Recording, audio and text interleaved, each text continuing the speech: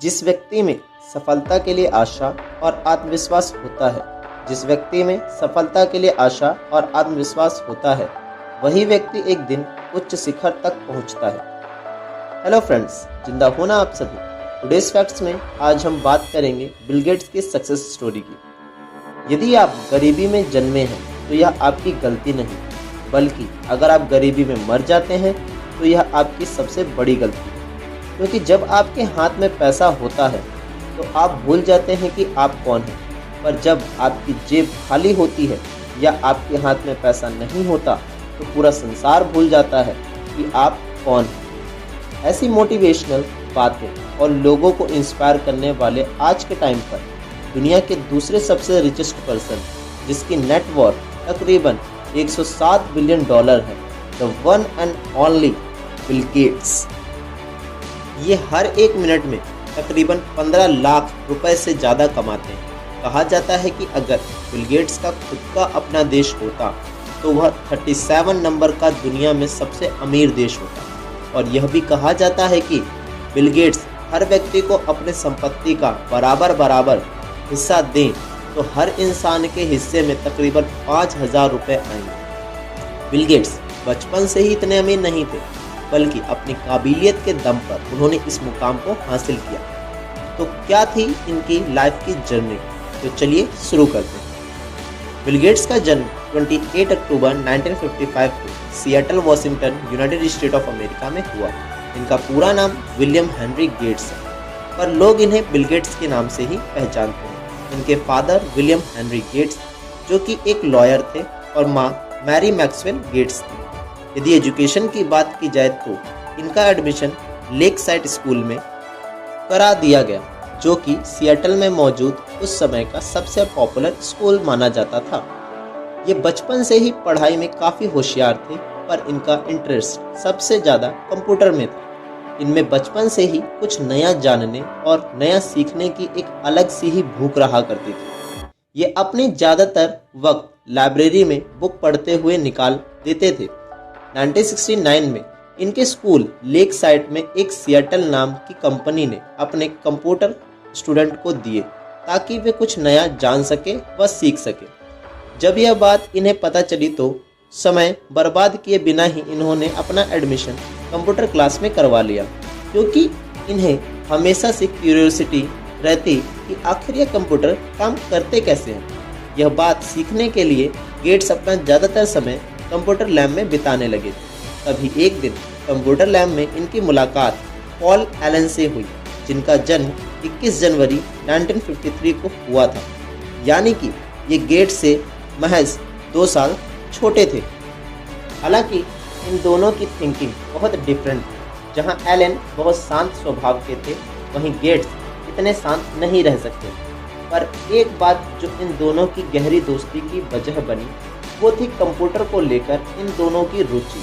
और धीरे धीरे करके इन दोनों की दोस्ती इतनी गहरी हो गई कि 1970 में जब गेट्स महज 15 साल के थे तो एलन और गेट्स ने मिलकर टेराफॉर्म डाटा नाम का एक ऐसा कंप्यूटर प्रोग्राम बनाया जो उस शहर में होने वाले यातायात ट्रैफिक को मापता था, जिसकी वजह से इन्हें $20,000 भी मिले थे, जो कि इनकी पहली कमाई थी।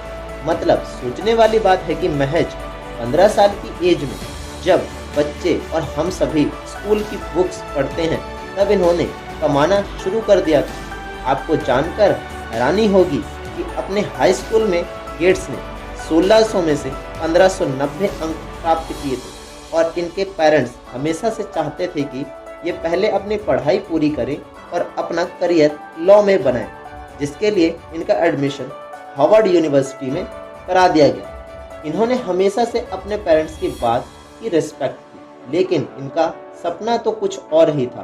पर फिर भी बहुत कॉन्सेंट्रेट से इन्होंने लॉ की पढ़ाई की। दिसंबर 1974 में इन्होंने एक मैगजीन में दुनिया के सबसे पहले माइक्रो कंप्यूटर ऑल्टेयर 800, जो कि न्यू मैक्सिको की एक कंपनी मिट्स के को-फाउंडर ईडी रॉबर्ट्स के द्वारा बनाया गया था। पर अब इस कंपनी को एक ऐसे इंसान की तलाश थी जो इस कंप्यूटर को चलाने के लिए एक सॉफ्टवेयर का निर्माण कर सके। बस फिर क्या था, बिल गेट्स और एलन ने के पास यह एक ऐसा गोल्डन चांस था जो इनकी किस्मत को चमका सकता था और इन दोनों में इस सॉफ्टवेयर को बनाने के लिए 2 महीने तक लगातार मेहनत की और फाइनली फरवरी 1975 में यह सॉफ्टवेयर उस कंप्यूटर पर काम करने लगा। इस सक्सेस के बाद 1975 में बिल गेट्स ने महज 19 साल की एज में पॉल एलन के साथ मिलकर एक कंपनी का निर्माण कर दिया और जिसका नाम माइक्रोसॉफ्ट रखा गया। अपनी कंपनी पर पूरा फोकस देने के लिए इन्होंने फाइनल ईयर से ही पहले हार्वर्ड यूनिवर्सिटी को छोड़ दिया, जो इन दोनों का बहुत बड़ा फैसला था। इस दौरान इन्हें काफ़ी मुसीबतों का सामना भी करना पड़ा। माइक्रोसॉफ्ट में नए सॉफ्टवेयर का अलग अलग लैंग्वेज में विस्तार भी किया, जिसके चलते सन 1978 के अंत तक इन सॉफ्टवेयरों की बिक्री 1 मिलियन से भी ज़्यादा हो गई और आखिरकार वह मौका आ ही गया जो माइक्रोसॉफ्ट कंपनी का टर्निंग पॉइंट था। IBM जो एक बहुत फेमस कंपनी है, उसने अपने कंप्यूटर के सॉफ्टवेयर बनाने के लिए माइक्रोसॉफ्ट को चुना, जिससे कि बिल और एलन ने मिलकर MS-DOS नाम का एक सॉफ्टवेयर जनरेट किया और सन 1981 में बिल गेट्स कंपनी के प्रेसिडेंट और Paul Allen executive vice president बने। 1983 तक आते आते माइक्रोसॉफ्ट का टर्नओवर 4 मिलियन से बढ़कर 60 मिलियन तक पहुंच गया और दुनिया भर में 30% पर्सनल कंप्यूटर में सॉफ्टवेयर को माइक्रोसॉफ्ट के रूप में चलाया गया। सन 1983 में जहां बिल गेट्स महज 28 साल के थे, कामयाबी के शिखर को छू रहे थे, वहीं दूसरी ओर पॉल एलन को एक बहुत बड़ी बीमारी हो गई थी जो कैंसर की कैटेगरी में आती है, जिसके चलते पॉल एलन ने माइक्रोसॉफ्ट को छोड़ दिया। 1984 तक बिल गेट्स ही माइक्रोसॉफ्ट का चेहरा रह गए। 1986 में बिल गेट्स ने पहली बार माइक्रोसॉफ्ट कंपनी का एक नया प्रोडक्ट माइक्रोसॉफ्ट विंडो का निर्माण किया, जिसमें कोई भी कंप्यूटर माउस के जरिए विंडो का इस्तेमाल कर सकता था और इसी साल उन्होंने अपनी कंपनी को पब्लिक कर दिया और कुल स्टॉक का 45% अपने पास रखा। लेकिन एक टाइम ऐसा भी आया जब IBM कंपनी ने MS-DOS को OS/2 से रिप्लेस कर दिया, जिससे कि बिल गेट्स ने अपने सबसे बड़े कस्टमर को खो दिया, पर इन्होंने तब भी हार नहीं मानी और 22 मई 1990 को माइक्रोसॉफ्ट ने एक विंडो 3.0 लॉन्च कर दिया। 1 जनवरी 1994 में 37 वर्ष की एज में इन्होंने एक कंपनी में काम कर रही मेलिंडा फ्रेंच से शादी कर ली। उस वक्त मेलिंडा 28 ईयर की थी और 1995 में माइक्रोसॉफ्ट के लिए गोल्डन ईयर साबित हुआ। इस साल माइक्रोसॉफ्ट ने विंडो 95 लॉन्च किया था। हालांकि इतनी संपत्ति होते हुए भी इन्होंने अपने बच्चे को $10 मिलियन देकर जाने की बात कही, जो कि इनकी दौलत का एक बहुत छोटा सा हिस्सा है। पर यह हमेशा कहते हैं कि मैं अपने बच्चों को एक अच्छी शिक्षा दूंगा, पर इतनी दौलत छोड़कर जाना उनके लिए ठीक नहीं।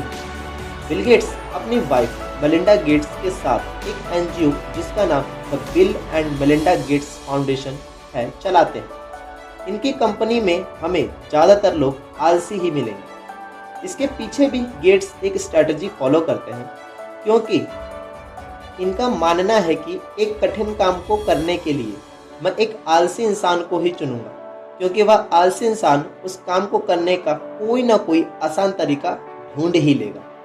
तो यह थी दुनिया के सबसे सक्सेसफुल और दुनिया के सबसे अमीर इंसान की लाइफ जर्नी, क्योंकि जब कुछ ना हो छिपाने को तो बहुत कुछ होता है दुनिया को दिखाने को। ऐसी इंस्पिरेशनल कहानियों को सुनने के लिए वीडियो को लाइक करें और चैनल को सब्सक्राइब जरूर करें। क्रैकपैक Z सर्च या क्या